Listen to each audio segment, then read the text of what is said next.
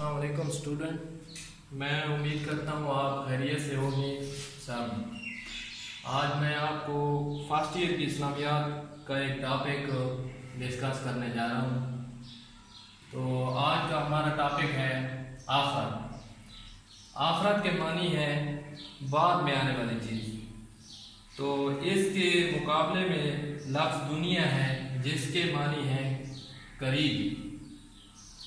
تو آخرت کا اصطلاحی مفہوم ہے انسان مرنے کے بعد ہمیشہ کے لیے فنا ہو نہیں جاتا، بلکہ اسے دوبارہ اللہ کے ہاں پیش ہونا ہے اور اسے دوبارہ زندہ ہونا ہے۔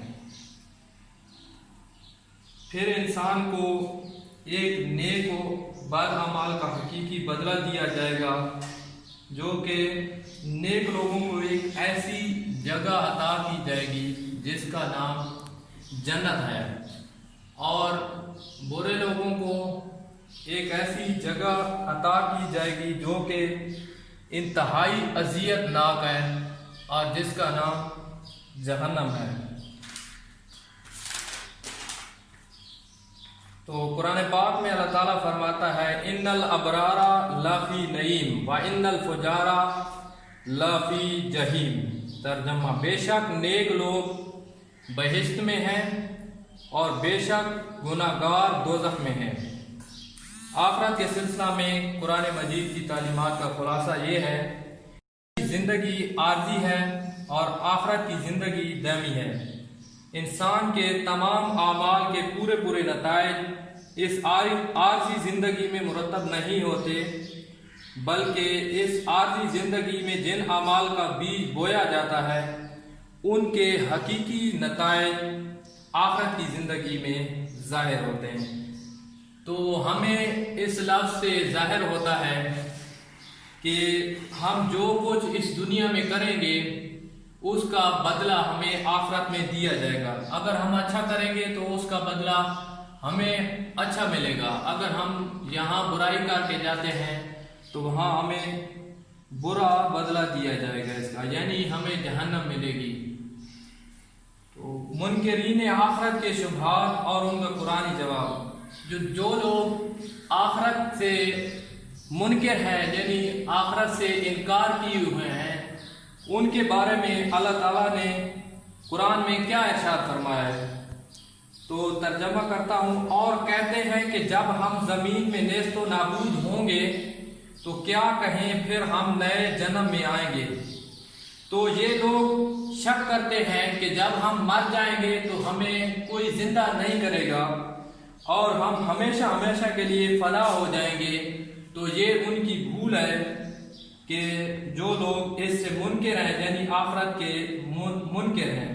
تو سورہ یاسین میں یہ ارشاد ہے مَن یحیی العظام وہی رمیم، کون زندہ کرے گا ہڈیوں کو جبکہ وہ بوسیدہ ہوں گی۔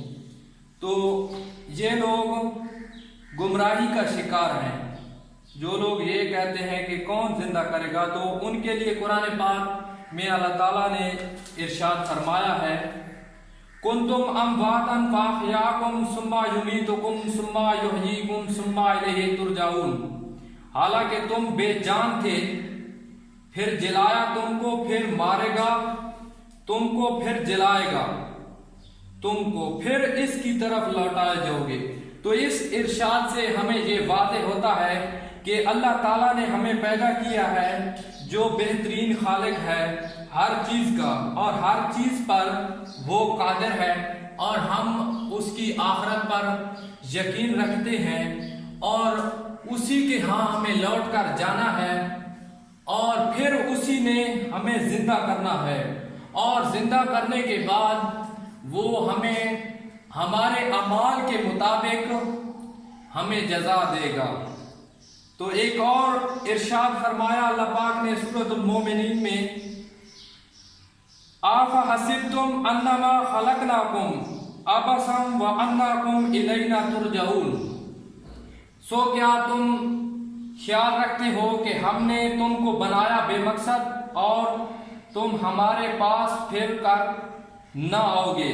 تو اس میں اللہ پاک یہ فرماتا ہے کہ کیا ہم نے انسان کو بے مقصد بنایا ہے، تو ہمیں ہرگز یہ پتہ ہے کہ ہمیں بالکل بے مقصد نہیں بنایا، بلکہ اللہ تعالیٰ نے ہمیں اپنی عبادت کے لیے بنایا ہے، اور ہمیں اللہ تعالیٰ کی عبادت کرنی چاہیے۔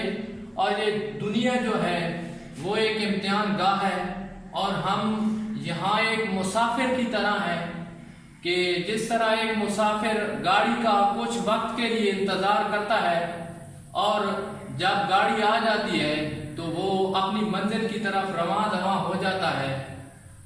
تو اسی طرح یہ بھی دنیا بھی ایک ہمارے لیے امتحان گاہ ہے، اور ہمیں بھی امتحان گاہ سمجھنا چاہیے۔ ہمیں اس دنیا میں مشغول نہیں ہونا چاہیے، بلکہ اس دنیا میں رہ کر ہمیں اللہ کے احکامات پر عمل کرنا چاہیے، اور رسول اللہ صلی اللہ علیہ وآلہ وسلم کے بتائے ہوئے آسان طریقوں پر چلنا چاہیے۔ تو اسلام میں عقیدہ آخرت کی اہمیت کیا ہے، ہم تھوڑی سی اس پر روشنی ڈالیں گے۔ تو اللہ پاک سورۃ البقرہ میں ارشاد فرماتا ہے وَبِالْآخِرَاتِ هُمْ يُوقِنُونَ، ترجمہ اور وہ آخرت پر یقین رکھتے ہیں، اور جو لوگ آخرت پر یقین رکھتے ہیں یقیناً وہی لوگ فلاح پائیں گے، وہی لوگ کامیاب ہوں گے۔ اور اگر جو لوگ آخرت پر یقین نہیں رکھتے تو وہ خود غرضی اور نفس پرستی میں ڈوب جاتے ہیں، اور ان کے ہاں کوئی عدل و انصاف نہیں رہ جاتا، اور وہاں معاشرے میں جنگل کا قانون پیدا ہو جاتا ہے۔ جو شخص آخرت کی زندگی پر یقین رکھتا ہے اس کے نظریے اپنے اعمال کے صرف انہی نتائج پر نہیں ہوتی جو زندگی میں ظاہر ہوتے ہیں، بلکہ وہ ان نتائج پر بھی نظر رکھتا ہے جو آخرت کی زندگی میں ظاہر ہوں گے۔